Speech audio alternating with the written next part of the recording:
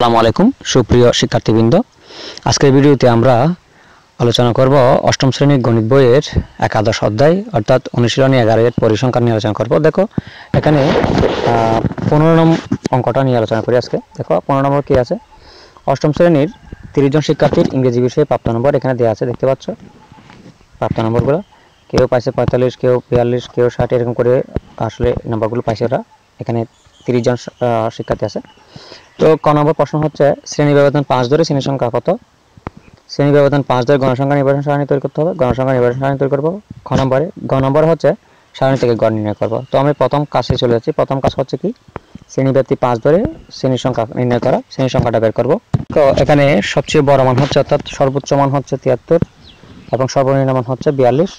তাহলে এটা নিয়ে এখানে সর্বোচ্চ মান 73 এবং সর্বনিম্ন মান হচ্ছে 42। তাহলে প্রথমে পরিসর বের করতে হবে। পরিসর আমরা কিভাবে পাই? অর্থাৎ বড় সংখ্যা থেকে ছোট সংখ্যা বিয়োগ করে যোগ 1 করব।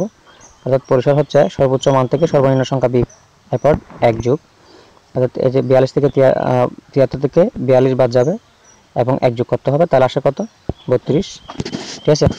তারপর শ্রেণী সংখ্যা কীভাবে বের করবো? শ্রেণী সংখ্যা বের করতে হলে আমাদেরকে কী করতে হবে? এই যে পরিসরকে শ্রেণী সংখ্যা দিয়ে শ্রেণীব্যাপ্তি দিয়ে ভাগ করতে হবে। তো শ্রেণীব্যাপ্তি এখানে দিয়ে বলা আছে, শ্রেণীব্যাপ্তি হচ্ছে 5। এই যে শ্রেণীব্যাপ্তি 5 ধরতে বলছে, তো 5 দিয়ে আমরা পরিসরকে ভাগ করবো। অর্থাৎ এই যে 32 আছে না, 32কে আমরা এই 5 দিয়ে কিন্তু ভাগ করবো। ঠিক আছে, এই 5 দিয়ে ভাগ করবো। দেখো এখানে, তাহলে 32কে যদি আমি 5 দিয়ে ভাগ করি, সেক্ষেত্রে আসে শ্রেণী সংখ্যা কত আসে? দেখো 6.4। তো শ্রেণী তো মনে করো 6.4 হয় না, একটা বারে নিবা, 7টা শ্রেণী নিতে হবে আমাদের। তাহলে শ্রেণী সংখ্যা হবে কত? 7। এখন আমরা খ নম্বর দেখবো। খ নম্বর হচ্ছে শ্রেণী ব্যবধান 7 ধরে গণসংখ্যা নির্বাচন সারণী তৈরি করতে হবে। তো গণসংখ্যা নির্বাচন সারণী তৈরি করবে তোমরা। প্রথম শ্রেণী যেহেতু 7টা শ্রেণী করবে, এখানে 7টা শ্রেণী করে লিখবা। যেহেতু 42 থেকে আছে, 42 থেকে 5 ব্যবধান, 42-এর সাথে 5 যোগ করলে কত হয়? 46। অর্থাৎ 42 সহ তোমাকে গণতে হবে। 42, 43, 42, 43, 44, 45, 46, 46 হয়।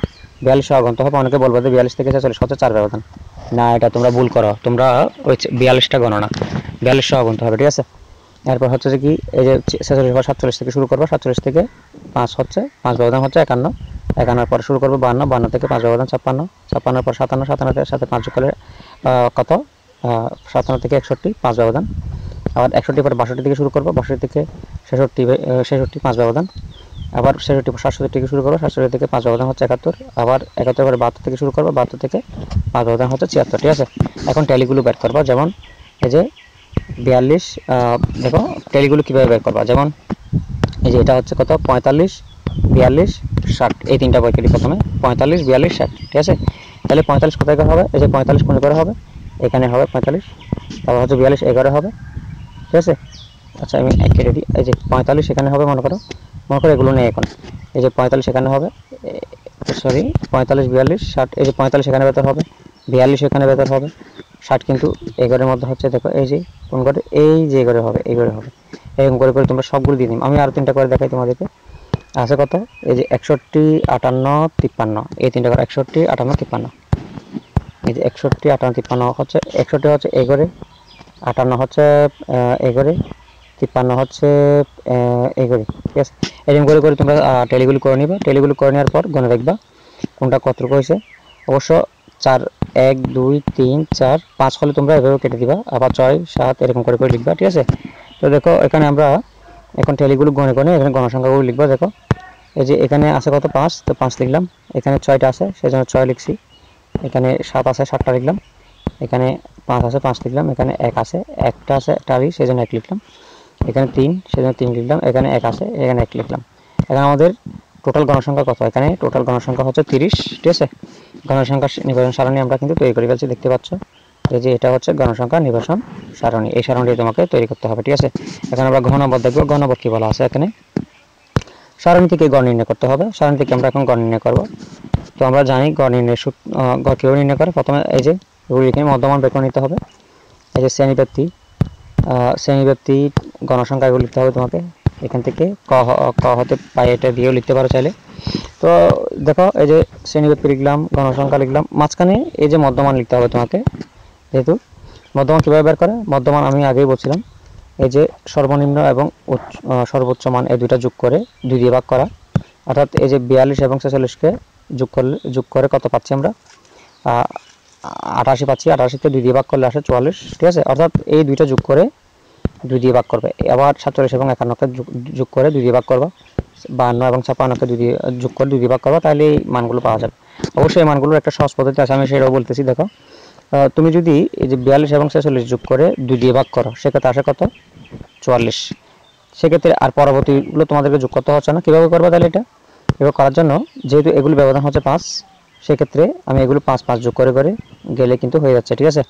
যেমন আমি যদি 5-এর সাথে 44 সাথে 5 যোগ করলে 49, 49 সাথে 5 যোগ করলে 54, এর সাথে 5 যোগ করলে 59, 59 সাথে 5 যোগ করলে 64, 64তে 5 যোগ করলে কত? 69, 69 সাথে 5 যোগ করলে 74, ঠিক আছে। এখন আমরা মধ্যমানকে xi দ্বারা প্রকাশ করি, গণসংখ্যাকে fi দ্বারা প্রকাশ করি, ওকে। তো এখানে দেখা আছে কি fi xi মানে কি? fi ইন্টু xi মানে গণসংখ্যার সাথে মধ্যমান কি করতে হবে? আমাদেরকে গুণ করতে হবে, ঠিক আছে। তো দেখো fi xi আমরা এই যে 4 সাথে 44 গুণ করব, তাহলে আসে কত? 220, 6 সাথে 49 গুণ করব, তাহলে আসে কত? 294, 7 এর সাথে 54 গুণ করব, তাহলে আসে কত? 378, 5 এর সাথে 59 গুণ করব, 295, এটা 64 কে 64, আর 3 দিয়ে 69 গুণ করলে কত হয়? 207, 1 দিয়ে 74 করে 74 কে 74। এখন আমাদের যে কাজটা করতে হবে সেটা হচ্ছে এই গুণফলগুলোর যোগফল বের করতে হবে, অর্থাৎ এগুলো সামেশন। সামেশন মানে কি? সামেশন মানে হচ্ছে যোগফল। তো সামেশন চিহ্ন দিবে তোমরা। এরপর fi xi মান কত আসতেছে দেখো, টোটাল যোগ করলে কত আসবে? এগুলো যোগফল আসতেছে কত? 1534। এখন আমরা গড় বের করব। গড় বের করতে কীভাবে করতে হয়? গড়ের সূত্র হচ্ছে summation fi xi by n, ঠিক আছে। এই যে সামেশন fi xi এর জায়গায় সামেশন fi xi এর মানটা লিখে নিলাম, ঠিক আছে। আর n এর জায়গায় n এর মানটা লিখে নিবে, ঠিক আছে। দেখো আমি আবার বলতেছি, এই যে গড় সমান কি জানি? Summation fi xi by n। Summation fi xi মান হচ্ছে কত? এই 1534। আর এই যে মোট গণসংখ্যাকে আমরা n দ্বারা প্রকাশ করি, ঠিক আছে, n দ্বারা প্রকাশ করি। তাহলে দেখো এই যে গড় হচ্ছে summation fi xi by n, summation fi xi এর মান হচ্ছে কত? 1534, আর n এর মান হচ্ছে কত? গণসংখ্যা 30। তাহলে 30 দিয়ে যদি আমি 1534 কে ভাগ করি, সেক্ষেত্রে আসে কত? 51.12। তাহলে সেটাই হচ্ছে আমাদের নির্ণীত কাঙ্ক্ষিত গড়। দেখো সুতরাং নির্ণয় গড় হলো কত? 51.12, ঠিক আছে। তো শিক্ষার্থীরা, আমার এই ভিডিও যদি তোমাদের কাজে আসে তাহলে অবশ্যই চ্যানেলটা সাবস্ক্রাইব করে বেল বাটনটা অন করে দিবা, যাতে আমার ভিডিও আপলোড করা মাত্রই তোমাদের কাছে পৌঁছে যায়, এবং বন্ধুদের মাঝে ভিডিওটি বেশি বেশি করে শেয়ার করবা। ধন্যবাদ সবাইকে ভিডিওটি দেখার জন্য, ভালো থাকবা।